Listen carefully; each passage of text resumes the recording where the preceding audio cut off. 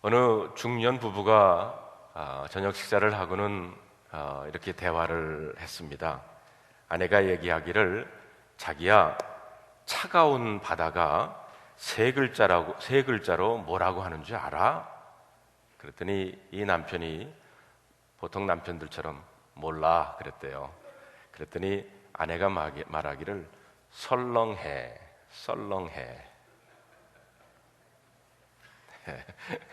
썰렁했습니까? 네. 자, 그랬더니 아내가, 그럼 따뜻한 바다는 세 글자로 뭐라 그러는 줄 알아? 그랬더니 남편이 역시 몰라 그랬대요. 그랬더니 아내가, 힌트 하나 줄게. 자기가 늘 내게 하고 싶은 말이지만 못하는 거 있잖아. 그랬더니 남편이 하는 말이, 열받아? 그랬더니 아내가 하는 말이, 아니 그게 아니고 사랑해. 사랑의 40일 캠페인을 우리가 지금 하면서 설교 시리즈로 우리 사랑에 대해서 말씀을 나누고 있는데요. 오늘은 언어로 세워가는 사랑이라고 하는 주제로 여러분들과 함께 말씀을 나눌까 합니다. 여러분, 이 언어, 말은 인간관계의 가장 중요한 매개체라고 할 수가 있습니다. 사람은 이 언어를 통해서 나의 감정, 나의 태도, 사실, 신념, 생각 등을 전달합니다. 그러므로 언어는 인간관계의 기반이라고 할 수가 있습니다. 이런 통계가 있습니다. 남자들은 평균 하루에 한 2만 마디를 하고요. 여자들은 얼마나 할 것 같습니까? 한 3만 마디 정도. 10만이요? 네, 한 3만 마디 정도 한다고 그래요. 그래서 여자분들이 더 말씀이 많은 것 같아요. 근데 그 솔로몬 왕이 쓰신 그 지혜의 서인 잠언에 보면, 여러분, 그 잠언 말씀에 언어에 대한, 말에 대한 구절이요 129절이나 나옵니다. 그 몇 구절을 찾아보면 이렇습니다. 13장 3절에 입을 지키는 자는 그 생명을 보존하나 입술을 크게 벌리는 자에게는 멸망이 오느니라. 20절 19절에 보면 두루 다니며 한담하는 자는 남의 비밀을 누설하나니 입술을 벌리는 자를 사귀지 말지니라. 12절 13절 18절에 보면 혹은 칼로 찌름같이 함부로 말하거니와 지혜로운 자의 혀는 양약 같으니라. 말에 대해서, 언어에 대해서 여러 가지 잠언서에 이야기를 하고 있습니다. 또 이런 말이 있습니다. 위대한 마음을 가진 사람은 사상을 이야기하고 평범한 마음을 가진 사람은 사건을 이야기하기를 좋아하고 협소한 마음을 가진 사람일수록 사람 이야기하기를 좋아한다. 여러분, 우리가 흔히 사람들과 나누는 이야기의 주제는 무엇입니까? 우리는 너무 자주 우리의 대화 속에서 다른 사람에 대해서, 다른 사람의 험담하는 이야기를 많이 하고 있지는 않습니까? 참 다루기 힘든 것이 우리의 혀임을 고백하지 않을 수가 없습니다. 어느 교회에 말이 몹시 거칠고 혀를 통제 못하는 성도 한 분이 어느 날 목사님을 찾아와서 이렇게 말을 하더랍니다. 목사님, 제가 이제 정말로 제 혀를 주님의 제단에 바치겠습니다. 근데 이 사람은 이거 한 번만이 아니라 여러 번 이런 말을 한 적이 있대요. 근데 곰곰이 생각하던 목사님이 이렇게 답변을 하셨답니다. 성도님의 혀를 받아들일 만큼 그렇게 큰 제단이 없습니다. 오늘 우리가 야고보서를 읽었는데 야고보서 1장 1절에 보면 하나님과 주 예수 그리스도의 종 야고보는 흩어져 있는 12지파에게 문안한다고 그랬어요. 자, 오늘 본문의 이 야고보서는요, 예수님의 동생이었던 야고보가 그 당시 예루살렘의 지도자였거든요. 그 야고보 사도가 그 팔레스타인 밖에 살고 있는 디아스포라, 유대인 기독교인들에게 쓴 편지입니다. 그런데 이 야고보서 전체를 읽어보면 그 온전이라고 하는 단어가 많이 나와요. 오늘 읽은 본문의 3장 2절에도 보면 우리가 다 실수가 많으니 만일 말에 실수가 없는 자라면 곧 온전한 사람이라 능히 온 몸도 굴레 씌우리라. 이 말씀을 제가 요즘 즐겨 읽는 유진 피러슨 목사님이 번역하신 그 메시지 성경에 보면 이렇게 번역이 되고 있습니다. 우리 가운데 완전한 자격을 갖춘 사람은 하나도 없습니다. 우리는 입을 열 때마다 거의 매번 실수를 저지릅니다. 온전히 참된 말을 하는 사람을 만난다면 여러분은 삶을 완벽하게 제어하는 완전한 사람을 보고 있는 것입니다. 말의 실수를 안 하는 사람은 거의 없다는 얘기죠. 그래서 야고보가 이 편지를 쓰면서 이 편지를 쓰는 그 목적은 우리 기독교인들이 우리 개인의 믿음과 인격이 이제 온전히 성숙해지기를 원하는 그런 마음으로 이 편지를 쓴 겁니다. 그래서 야고보서 1장에 보면 성숙한 그리스도인들은 시련과 유혹에서 승리할 수 있어야 됩니다. 2장에서는 성숙한 그리스도인들은 진리를 말하는 사람만이 아니라 실천하는 사람입니다. 그래서 2장 17절에 그 유명한 행함이 없는 믿음은 죽은 믿음이다 라는 말씀이 바로 여기에 나옵니다. 그리고 이 3장에 오면 이 행함의 영역이란 행하는 믿음이란 도대체 뭐냐? 즉 언어와 사고, 말과 생각이 성숙해야 한다는 겁니다. 믿음의 행함이 없는 사람일수록 말이 많고 생각이 불순하다는 거예요. 그래서 이 야고보서의 주제는 크리스찬의 성숙을 얘기하면서 바로 이 크리스찬의 성숙은 어떻게 나타나야 되느냐? 우리의 혀를 지배하는 삶과 연관되어 있다는 겁니다. 여러분, 야고보서 1장에서부터 계속해서 이 혀에 관한 언어의 중요성을 야고보는 강조하고 있습니다. 그래서 1장 19절에 보면 내 사랑하는 형제들아 너희가 알지니 사람마다 듣기는 속히 하고 말하기는 더디하며 성내기도 더디하라 그랬어요. 1장 26절에 보면 누구든지 스스로 경건하다 생각하며 자기 혀를 재갈 물리지 아니하고 자기 마음을 속이면 이 사람의 경건은 헛된 것이다 이렇게 말하고 있습니다. 오늘 우리가 3장 2절부터 읽었는데 3장 1절에 이런 말씀이 있어요. 메시지 성경에 보면 이렇게 번역이 되고 있습니다. 친구 여러분, 성급하게 선생이 되려 하지 마십시오. 가르침에는 막중한 책임이 따릅니다. 선생은 가장 엄격한 기준을 적용받습니다. 그 당시 사람들도 지도자 되는 것이 소원이었던 것 같아요. 그 당시 지도자를 랍비라고 그랬지 않습니까? 그 랍비는 그 사회에서는 존경받는 그런 대상이었습니다. 그런데 특별히 이 지도자들은 말을 많이 하는 위치에 있기 때문에 말 실수가 많을 수 있다는 겁니다. 온전히 말을 할 수 있는 사람이 진정한 지도자라는 거예요. 지도자라면 말의 실수가 없어야 하는 책임이 또한 있다는 겁니다. 그러면 우리들의 이 말은 어디에서 나오는 겁니까? 누가복음 6장 45절에 보면 이런 말씀이 있습니다. 선한 사람은 마음에 쌓은 선에서 선을 내고 악한 자는 그 쌓은 악에서 악을 내나니 이는 마음에 가득한 것을 입으로 말합니다 라고 했습니다.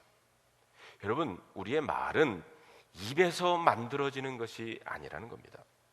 마음에 있는 생각이 말이 되어서 입으로 나오는 겁니다. 그리고 그 나온 말은 곧 행동으로 나타납니다. 그리고 그 우리의 행동들이 모여서 우리의 습관이 되고요, 그 습관들이 모여서 우리의 인격이 되는 것이고요, 이것이 바로 우리의 인생입니다. 즉 다음과 같은 수순을 밟아서 진행이 된다는 거예요. 우리의 생각이 말로 나오고 우리의 말이 행동이 되고 행동이 모여서 습관이 되고 우리의 그 습관들이 모여서 우리의 인격이 되는 것이고 그것이 바로 우리의 인생이라는 겁니다. 다시 말하면 생각이 우리의 인생을 좌우한다고 볼 수가 있습니다. 그래서 예수님은 마음으로 음욕을 품는 것은 간음이라고 그랬고요, 형제를 향해서 미련한 놈 이렇게 말하는 것은 살인이라고 그랬어요.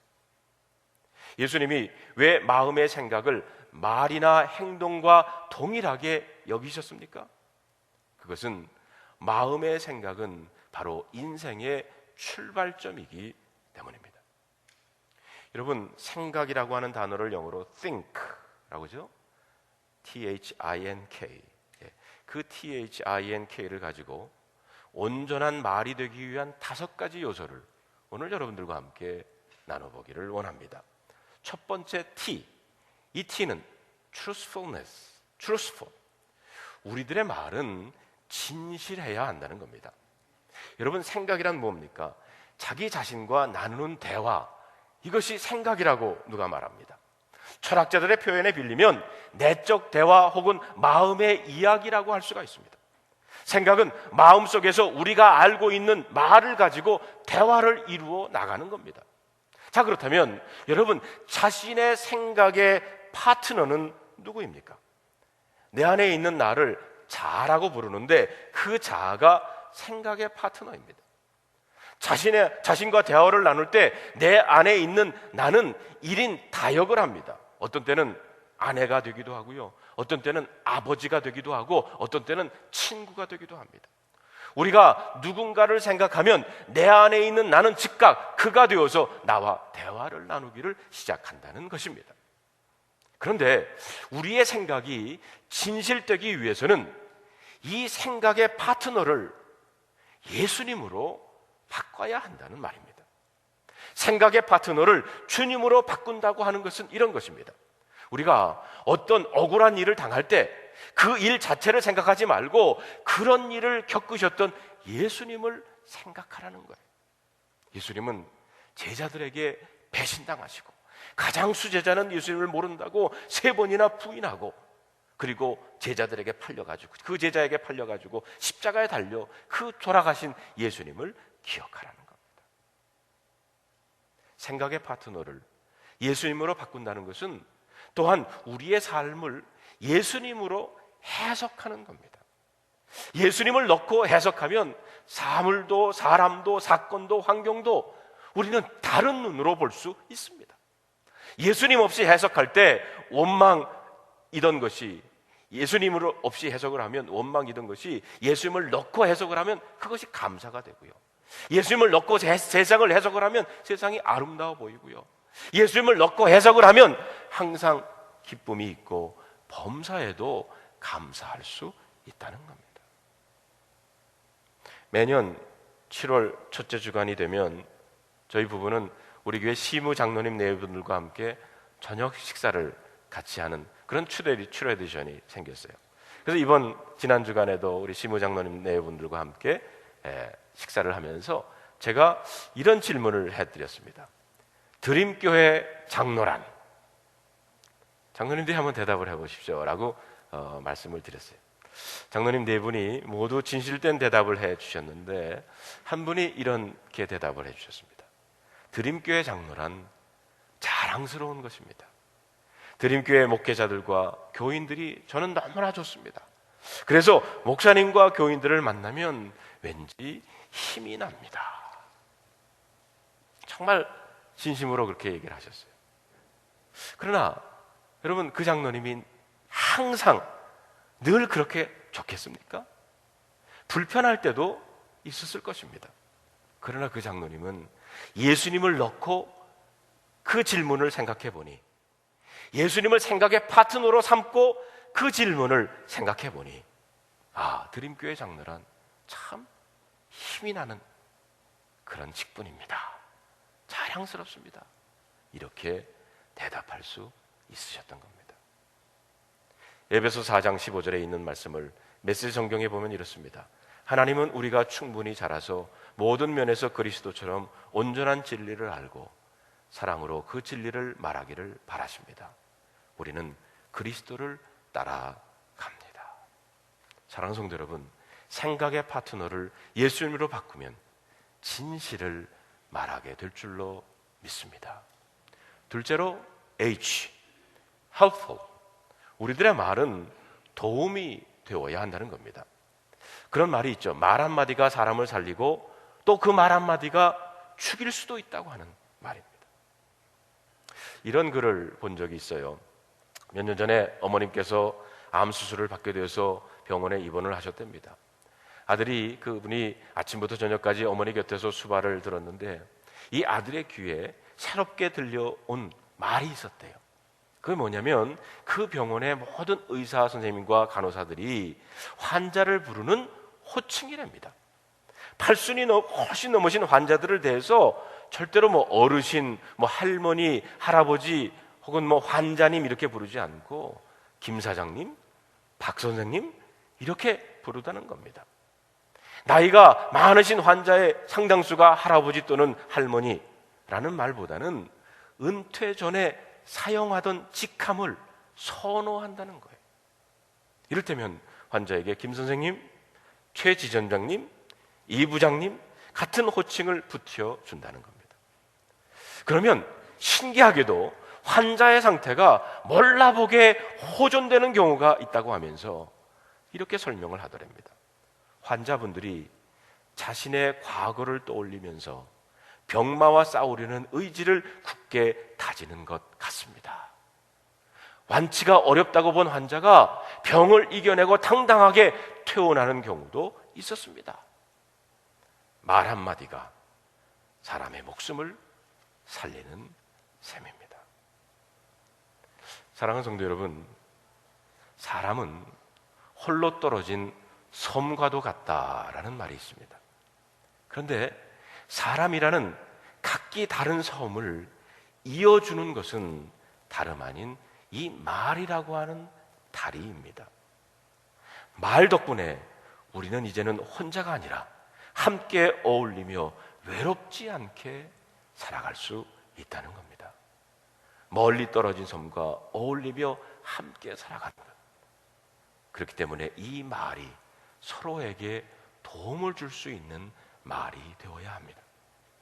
셋째로 I, inspirational, 즉 영감을 주어야 합니다. 야고보서 3장 9절로 10절에 보면 이런 말씀이 있습니다. 이것으로 우리가 주 아버지를 찬송하고 또 이것으로 하나님의 형상대로 지음을 받은 사람을 저주하나니 한 입으로 찬송과 저주가 나는도다. 내 형제들아 이것이 마땅하지 아니하니라. 하나님이 명하신 선한 말은 두 가지입니다. 찬송과 축복이라는 거예요. 그리고 하나님이 금하신 말은 저주입니다. 여러분, 찬송, 찬양은 선한 말이에요. 이 찬양은요, 하나님이 하신 일을 하나님이 하셨습니다 하는 것이 바로 찬송입니다. 찬송은 우리에게 그렇기 때문에 힘을 주고 희망을 줍니다. 왜냐하면 이 세상을 창조하신 하나님, 세상을 사랑하셔서 독생자를 보내신 그 하나님이 그 독생자를 통해서 나를 구원해 주셨기 때문입니다. 그리고 그 하나님이 오늘도 성령님을 통해서 나와 함께 하시기 때문입니다. 여러분, 그 축복이라고 하는 것을 한문으로 보면 빌축자의 복자입니다. 그러니까 축복은 복을 비는 것입니다. 복을 갖고 있는 하나님께 아무개에게 복을 내려주십시오, 아무개에게 복을 달라고 비는 것이, 기도하는 것이 축복이에요. 그럼 여러분, 축복은 누가 하는 겁니까? 축복은 누가 하는 겁니까? 내가 하는, 사람이 하는 거예요. 하나님이 하는 게 아닙니다. 하나님은 강복, 하나님은 복을 주시는 겁니다. 그런데 저도 그래요. 저를 포함해서 많은 사람들이 기도하는데 잘못 기도해요. 하나님 축복하여 주시옵소서. 잘못된 기도입니다. 하나님은 복을 비는 분이 아니에요. 복을 기도하는 분이 아니죠. 하나님은 복을 주시는 분이에요. 그래서 기도할 때는 하나님 복 내려 주시옵소서 이렇게 하는 것이 맞는 기도입니다. 왜냐하면 하나님은 그 누구에게 복을 비는 분이 아니라 하나님은 복의 근원이요, 복을 주시는 분이기 때문입니다. 여러분, 이제부터 기도할 때 잘 기도하셔야 됩니다. 하나님 복 주시길 바랍니다. 이렇게 기도하는 거예요. 근데 이 라틴어로 축복이라는 것이 베네딕투레라고 하는 말이에요. 이 베네는 좋다라고 하는 뜻이고요, 딕투레는 말하기라는 뜻입니다. 즉 축복이라고 하는 것은 좋은 일을 발표하고 서로 확인하는 것을 의미합니다. 여러분, 부부가 함께 낳은 자식을 우리들은 뜨겁게 확인하며 어루만지면서 복을 비는 것, 이것이 아버지나 어머니가 하는 축복입니다. 영성가인 헨리 나운의 그 책에 보면 그 렘브란트가 그린 그림 탕자의 귀환이라는 그 그림을 보고는 돌아온 탕자인 작은 아들을 어루만지는 그 아버지의 손에서 축복을 헨리 나운은 이렇게 읽습니다. 집으로 돌아와 주어 정말 고맙구나. 그동안 내가 커가는 걸 줄곧 지켜보면서 어서 어른이 되어 내 곁에 있어주기를 간절히 바랬단다. 미치도록 그리워하며 기다리고 또 기다렸지. 너는 내 소중한 아이이고 온 마음으로 사랑하는 나의 자식이다. 축복하는 겁니다. 그런데 여러분 10대 청소년들이 부모님으로부터 듣기 싫어하는 소리를 물어봤더니 이렇게 대답을 했어요. 너는 너 같은 것을 커서 뭐가 되겠냐? 이게 듣기 싫어한다는 거예요. 그렇게 공부를 안 해서 어느 대학 가겠냐? 내 부모한테나 잘해라. 이런 말 듣기 싫어하고요. 어떤 아이들은 식사 중에 싹싹 긁어 먹어라 하는 말도 듣기 싫어한다고요. 성경에 보면 부모가 자식을 축복하는 거룩한 장면들이 많이 나오죠. 아브라함이 이삭을 축복하고 이삭이 야곱을, 그리고 야곱이 가장 사랑하는 아들인 요셉의 아들들을 포함해서 자신의 모든 아들과 손자들을 축복하는 그런 광경이 나옵니다. 이번에 저희가 아이들과 함께 한국에 계신 부모님을 방문하면서 저희 부모님 집에 들어서면서마자 다른 것 하기 전에 두 분께 큰 절을 저희들이 올렸습니다. 큰 절을 하고 나니까 저희 아버님께서 우리 5 식구들을 다 앉으라고 하더니 우리 5 식구들을 위해서 축복 기도를 해주셨어요. 네. 여러분, 이 축복의 말은 상대방에게 희망을 주고 그를 세워주는 쓰러졌던 사람을 다시 일으켜주는 그런 말입니다. 네. 여러분, 우리 한번 축복을 한번 실천해 보시길 바랍니다. 네. 옆 사람한테 복 많이 받으세요. 네. 하나님이 함께 하시기를 바랍니다. 건강하세요. 네. 네. 여러분, 은혜 많이 받으세요. 이것도 축복의 말이죠. 그리고 은혜 많이 받으시기를 원하십니까? 네, 은혜 많이 받으시길 원하십니까? 네, 그렇죠. 이번 금요일 날, 이건 광고입니다. 이번 금요일 날 김영애 권사님, 네, 한동대 총장이셨던 김영길 총장님의 아내 되시는 분이신데 아주 간증이 정말 은혜롭고 정말 우리들이 참 한 분도 빠지지 말고 다 오셨으면 좋겠어요. 이번 금요일 날 저녁 8시에 이 자리에서 있습니다. 네, 우리 한번 축복해 주시길 바랍니다. 이번 금요일 날 간증 집회 오셔서 은혜 많이 받으시기를 바랍니다. 옆 사람한테.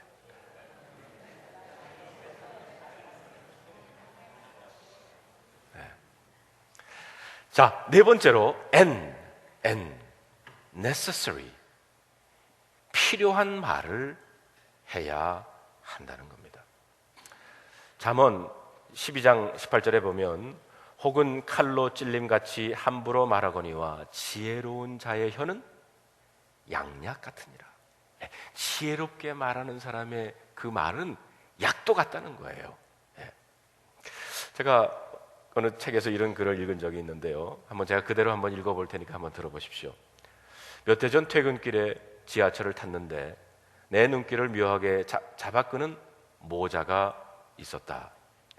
백발성성한 노모가 50대 초반쯤 돼 보이는 중년 사내에게 지하철 이름을 묻고 또 묻는 게 아닌가. 노모는 얼핏 치매를 앓고 있는 것처럼 보였다. 얘야, 여기가 무슨 역이냐? 아들로 보이는 중년 사내는 매번 화 한 번 내지 않고 웃으며 답했다. 네, 이번은 녹번역이에요. 흐뭇하게 모자의 모습을 바라보던 중 아들의 한마디가 내 귀를, 아니 내 가슴을 깊이 파고들었다. 어머니, 나 어릴 때 기억나세요? 버스만 타면 버스 정거장 이름 알려달라고 어머니한테 귀찮게 굴었잖아요. 그때마다 어머니는 화도 안 내시고 10번, 20번 대답해줬어요. 노모가 아들의 말을 완벽히 알아듣는 것 같지는 않았다. 노모는 그저 인자한 미소를 지은 채 아들을 바라보더니 아주 느리게 고개를 끄덕였다. 중년의 사내는 버스 정류장 이름을 궁금해하던 자신의 소년 시절과 지하철역 이름을 묻는 어머니의 모습에서 유사점을 발견했던 것 같다. 그 순간 아들과 어머니의 사이에 심리적 거리는 시공간을 뛰어넘어 좁혀졌을 것이다. 사내는 자연스레 어머니의 입장을 헤아릴 수 있었고 짜증 한 번 내지 않은 채 웃으며 대답했던 것이다. 사랑하는 성도 여러분, 여러분들이 누군가와 대화를 할 때 대화하기 전에 한번 먼저 이렇게 생각해 보시길 바랍니다. 그 사람의 입장에서 저 사람은 지금 왜 이런 말을 할까? 내가 저 친구의 입장이라면 어떤 기분일까? 이렇게 먼저 생각해 본다 그러면 멀게만 느껴지던 상대와의 거리가 은연중에 좁혀질 수 있으리라 믿습니다. 다섯째로 K, kind. 우리는 친절한 말을 해야 합니다. 친절한 말은, 칭찬은 고래도 춤추게 한다라는 책이 있지 않습니까? 여러분, 칭찬은요 어린아이도 좋아하지만 어른들은 더 좋아하는 것 같아요. 오래된 우리나라 가요 중에 잘했군 잘했어 라는 노래가 있습니다. 가사에 표현된 아내의 말이 참 지혜로운 것 같아요. 가사를 보면, 노래는 부르지 않겠습니다. 영감, 왜 불러? 뒷뜰에 뛰어놀던 병아리 한 쌍 보았소? 보았지. 어쨌소? 이 몸이 늙어서 몸보심 하려고 먹었지. 그랬더니 아내가 뭐라 그럽니까? 잘했군 잘했어. 잘했군 잘했군 잘했어. 그러게 내 영감이라지. 여러분, 지혜롭지 않습니까? 어차피 먹어버린 거 그때 뭐 닭 내놓으라고 그러면 무슨 상관이 소용이 있겠어요? 잘했군 잘했어. 성들은 우리가 같은 입을 가지고 두 가지 다른 얘기를 할 수 있다는 거죠. 긍정적인 혹은 부정적인, 사람을 살리는 혹은 사람을 죽이는 말을 할 수가 있습니다. 이와 비슷한 실험을 물을 가지고도 해봤어요. 물한테 두 개의 물을 가지고 한 물한테는 짜증나 부정적인 말하고 한 물한테는 긍정적인 고맙습니다 감사합니다 했더니 그 물이 어떻게 변했냐면 그 부정적인 말을 들은 물은 다 그 물 그 자체가 다 흐트러지고요. 그리고 육각수가 고맙다는 말, 긍정적인 말을 들었던 것은 육각수가 됐다는 거죠. 몸에 좋은. 근데 여러분, 우리 사람이 70%가 물이라는 거 아세요? 우리 인체가 70%가 물입니다. 여러분, 그 말이라고 하는 그를 의미하는 한자, 언이라죠. 언. 한자로 이렇게 밑에다가 입구자 쓰지 않습니까? 아주 묘한 뜻이 숨어 있어요. 그 말은 뭐냐면, 우리 2부 예배 때는 그 한자로 한번 여기다 스크린에다 말원자 한번 비춰주세요. 2번 생각한 후에 입을 열어야 된다는 거예요. 무슨 의미인지 아시겠습니까? 사람들에게는 품격이 있듯이 말에도 품격이 있습니다. 그것을 언품이라고 합니다. 성도 여러분, 여러분의 언품은 어떻습니까?